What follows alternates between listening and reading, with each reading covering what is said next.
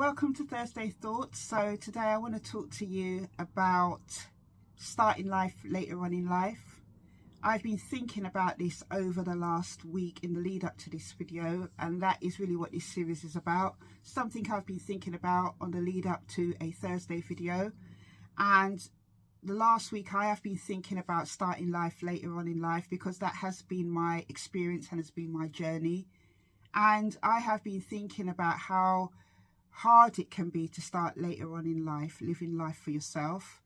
It takes real energy, courage, strength, hope, a whole range of things to start living your life again at a later age. For those of you who don't know, my experience of having to live life later on in life happened because I went through childhood sexual abuse. I was sexually abused by my dad from the age of 9 to 13 years old. And then from 13 when I was taken into government care. And from that point, I had a 20-something year journey in the aftermath of going through that experience of healing and finding myself. I was just about to say again, but finding myself for the first time in my life. And when I was going through my teens, 20s and 30s, I was busy just trying to deal with my experience of going through this childhood trauma. But one of the things that has helped me to overcome the many difficult and challenging experiences that left in my life was my faith in Jesus Christ. You know, Jesus helped to heal me from so many things and gave me the strength and the hope that I needed to face life after just being abandoned and left. And I wouldn't be where I am today without him. Also, a fantastic thing that did help me as well was therapy, being able to go to therapy and deal with my trauma, which was very, very painful and very, very hard. And it took a long time to get through and face so many things from that experience. And it wasn't until I was in my kind of mid-30s that I started to live life later on in life.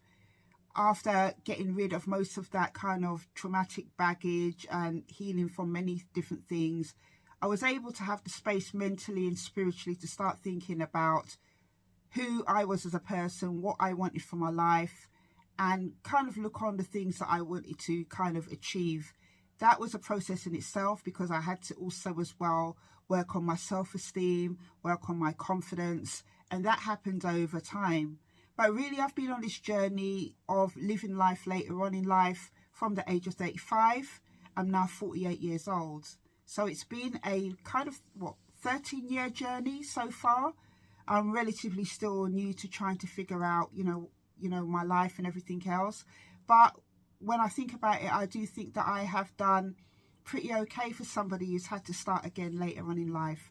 And I have looked at other people's kind of journeys and stories just from things that come up on TikTok or other social media platforms. And I've seen that when people have shared in some instances that they're starting life later on in life, people can be very judgmental and cruel. For example, I saw this story of a lady who said that she is 57 and broke. And she was really sharing, her failings, things that she regretted, things that she wished that she took more notice of. I was being totally vulnerable and transparent in sharing because she wanted to kind of encourage other people who may be feeling like that. And other people then went on to make videos. I saw a few videos of people kind of, judging her for the fact that she's 57 and in that position. And people in the comments were judging her and everything else. But it's very easy to judge other people when you haven't had to face something where you've had to start again later on in your life. I thought it was very brave of her to share that. And I want to encourage those of you out there who are starting later on in life not to be put off by your age or where you are at the moment and think, okay, or think maybe it's too late. I want to encourage you to, continue on your journey of trying to start your life later on in life.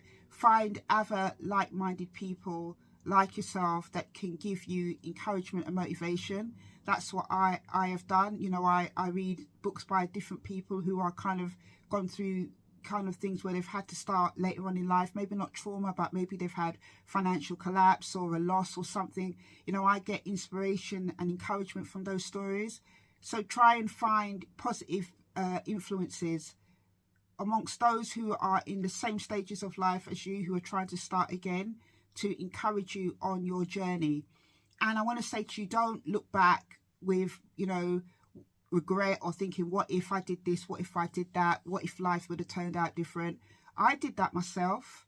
I used to have many moments of thinking, if I wasn't abused, I would have been here by now. I would have achieved this by now. I would have had this type of career.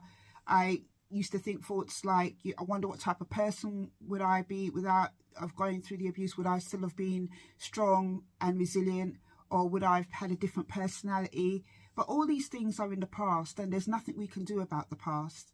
All we can do is to learn from whatever experiences that we've had. I didn't choose the hand that life had dealt me, and I used to spend a lot of time, and I had many bitter tears about the fact that I'd gone through abuse. I thought it was very unfair and I never understood it. But I have come to a place where I'm at peace with my experience.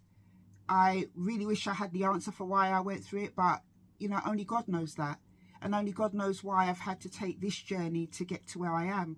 Only God knows why I had to start my journey of living life later in life at 35 years old. But, I, on the whole, I should say, feel really proud of where I am now. The fact that I started my journey at 35 years old, and I'm an author of 5 books, about to release my 6th book in April, that I'm an empowerment coach, that I've been able to do a TED talk, and, I've been able to help so many people through my experiences and all the gifts, skills and talents that God has given me. I consider a real honour. I consider it a real honour that I've been able to empower people and encourage people and, go forward in a positive way in my life where I am at now. There are other people out there that have not had it so easy, and I'm always going to be thankful for that.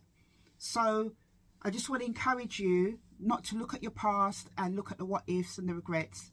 Concentrate on where you are now and make the most of where you are now and go forward, because you can achieve really great things if you put your mind to it. And yes, there will be moments where you feel discouraged, not motivated, wondering all the kind of whys and everything else. But you have to put those things to the side and really go for what you want in life, because time is not promised to any of us, and we've got to make the most of our time. Even in spite of our past experiences, we still have to make the most of our time. So that is my encouragement to you today.